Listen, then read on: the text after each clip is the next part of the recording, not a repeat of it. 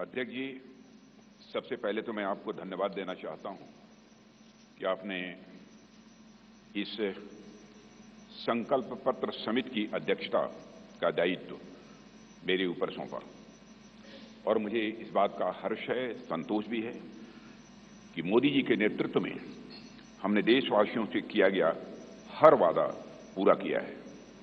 चाहे 2014 का संकल्प पत्र हो या फिर 2019 का घोषणा पत्र हो, मोदी जी के नेतृत्व में हमने अपने हर संकल्प को पूरा किया है।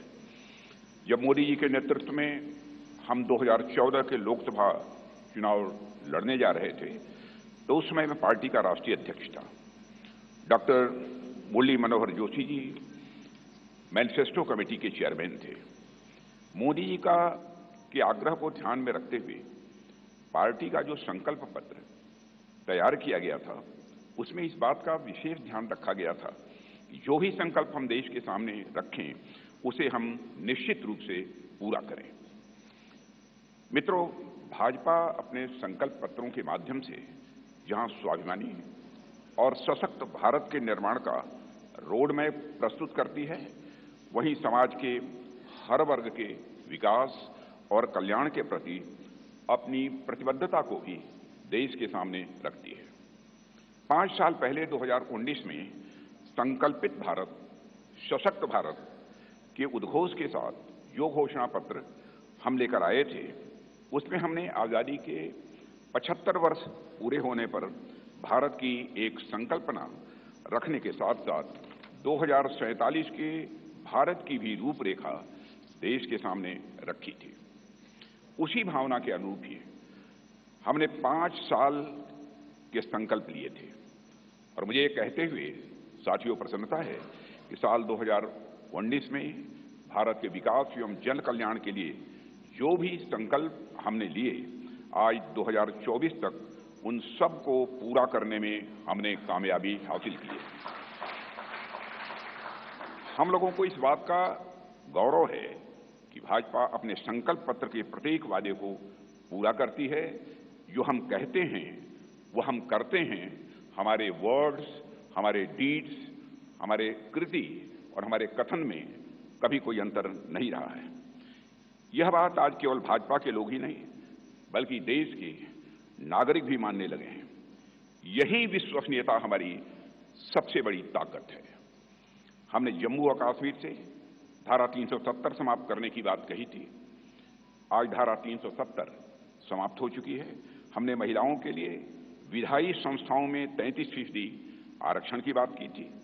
प्रधानमंत्री मोदी जी की प्रेरणा से नए संसद भवन का उद्घाटन होते ही पहला कानून नारी शक्ति बंधन अधिनियम के रूप में देश के सामने आया। साथियों, हमारे संकल्प पत्र में अयोध्या में भगवान राम के भव्य मंदिर के निर्माण का मार्ग प्रशस्त करने की बात भी कही गई थी। आज अयोध्या में रामलला की नव विग्रह में प्राण प्रतिष्ठा हो चुकी है। हमने अपने संकल्प पत्र में आत्मनिर्भर भारत के निर्माण की दिशा में कदम आगे बढ़ाने की बात की थी। आज उस दिशा में देश तेजी से आगे बढ़ रहा है। साथियों, हमने इंक्लूसिव ग्रोथ, समावेशी विकास की बात की थी और गरीब कल्याण के प्रति अपनी प्रतिबद्धता भी व्यक्त की थी। प्रधानमंत्री मोदी जी की गरीब कल्याण के प्रति संवेदनशीलता का इससे बड़ा उदाहरण और क्या हो सकता है कि देश के 80 करोड़ से अधिक जरूरतमंद व्यक्तियों को प्रधानमंत्री गरीब कल्याण अन्न योजना के तहत 2020 से लगातार मुफ्त राशन दिया जा रहा है और मोदी जी ने इस योजना को 2029 तक चलाने का संकल्प भी व्यक्त किया है। साथियों, प्रधानमंत्री मोदी जी के नेतृत्व में हमने पिछले 5 वर्षों में संकल्पित भारत, सशक्त भारत के संकल्प को पूरा करने पर सफलतापूर्वक काम किया है। अब हम भारत के 140 करोड़ नागरिकों के सामने अपना नया संकल्प पत्र प्रस्तुत करने जा रहे हैं। भारतीय जनता पार्टी के जिस संकल्प पत्र को आज हम जनता के सामने प्रस्तुत कर रहे हैं, उसे तैयार करने में बड़ी एक्सटेंसिव और कम्प्रिहेंसिव एक्सरसाइज भी की गई है। संकल्प पत्र समिति के पास 3 माध्यमों से सुझाव आए। पहला रथ के माध्यम से सुझाव हमारे पास आए, दूसरा संस्थाओं और व्यक्तियों द्वारा पार्टी संगठन के माध्यम से सुझाव आए, हम तक पहुंचाए और बड़ी संख्या में ऑनलाइन इनपुट्स भी हम तक आए। 4 लाख सुझाव नमो ऐप के माध्यम से भी आए हैं, करीब 10 लाख सुझाव वीडियो के माध्यम से आए हैं। ऐसे करीब 15 लाख से अधिक सुझाव समिति के पास आए हैं, जिनकी स्क्रीनिंग करके हमने उनकी समरी तैयार की है। उनमें से मुख्य मुद्दे ढूंढे गए और उस पर चर्चा हुई कि इन मुद्दों पर हम क्या कर सकते हैं। इस बात पर भी विचार हुआ कि हम जो संकल्प लेंगे उनके फाइनेंशियल इम्प्लीकेशंस क्या होंगे। यह विषय केंद्र का है या राज्य सरकारों से जुड़ा है या समवर्ती सूची का है। इस विषय से जुड़ी कोई स्कीम चल रही है या नहीं और इसका हमारे मित्र देशों पर कोई असर तो नहीं पड़ेगा, यह भी सावधानी बरती गई है। सभी बातों पर बहुत ही गंभीरतापूर्वक विचार हुआ है। साथियों, हर विषय की 360 डिग्री एनालिसिस करने के बाद हमने विषयों को 24 ग्रुप्स में बांटा है, 24 ग्रुप्स में से बांटा है। इनमें से 10 सोशल ग्रुप्स बनाए गए, जिनमें गरीब, युवा, मध्यम वर्ग, नारी शक्ति, किसान, श्रम शक्ति, मछुआरे, एसएमईज, विश्वकर्मा, स्मॉल ट्रेडर, वंचित वर्ग, सीनियर सिटीजन एवं सबका साथ सबका विकास, जिसमें समाज के अन्य पिछड़े व कमजोर वर्ग शामिल हैं। इसी तरह जीवन और गवर्नेंस के जुड़े मुद्दे के 14 सेक्टर में बांटा गया है इन्हें, और इनमें पहला है विश्व बंधु, जिसमें भारत के अन्य देशों के साथ संबंध की बात की गई है। फिर है सुरक्षित भारत, जिसमें भारत की आंतरिक और बाह्य सुरक्षा का विषय है।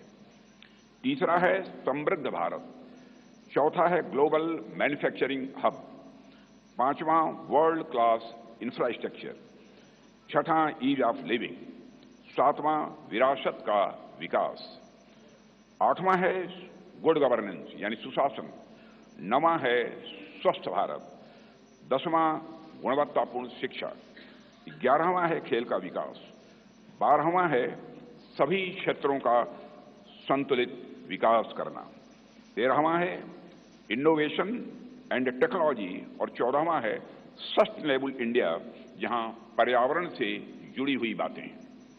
हमारे संकल्प पत्र का हर संकल्प मोदी की गारंटी से युक्त है। मित्रों, आज भारतीय राजनीति में मोदी की गारंटी 24 कैरेट सोने जितनी खरी मानी जाती है। इसलिए मुझे कहने में रंच मात्र भी संकोच नहीं है कि हमारा संकल्प पत्र भारत ही नहीं, दुनिया के राजनीतिक दलों के मैनिफेस्टो के लिए एक गोल्ड स्टैंडर्ड है। और मुझे पूरा विश्वास है जिन संकल्पों को हम यहां रख रहे हैं वह 2047 तक एक विकसित भारत के निर्माण के प्रधानमंत्री मोदी जी के संकल्प को जहां यह आकार भी देगा, वहीं यह विस्तार भी देगा और उसे साकार करने में भी यह मददगार साबित होगा। साथियों, मैं यह भी आपको की जानकारी में लाना चाहूंगा, इस संकल्प पत्र को तैयार करने में अपनी प्रतिदिन की अत्यधिक व्यस्तताओं के बावजूद हम सबके साथ देर रात तक बैठकर माननीय प्रधानमंत्री जी ने हम सभी का मार्गदर्शन किया है। उनके पास बैठने के बाद और उनके विचारों सुनने के बाद मैं स्वयं इस नतीजे पर पहुंचा, कैसा होगा हमारा विकसित भारत, जहां इस संबंध में उनके अंदर पूरी स्पष्टता है, वहीं पर आत्मविश्वास है कि यह हासिल होकर रहेगा। साथियों, इस इलेक्शन कमेटी की कन्वीनर श्रीमती निर्मला सीतारमण जी और जितने भी हमारे इलेक्शन कमेटी के सदस्य हैं, इलेक्शन मैनिफेस्टो कमेटी के, उन सभी के योगदान की मैं सराहना करता हूं। और अंत में मैं यह भी कहना चाहूंगा, साथ ही दिन रात सारे सुझावों को संकलित करना, अध्ययन करना और उसे संकल्प पत्र के रूप में तैयार करने में जो भूमिका हमारे रेल मंत्री श्री अश्विनी कुमार वैष्णव ने निभाई है, उसकी भी मैं विशेष रूप से मैं सराहना करना चाहता हूं। इन्हीं शब्दों के साथ अपना निवेदन समाप्त करता हूं।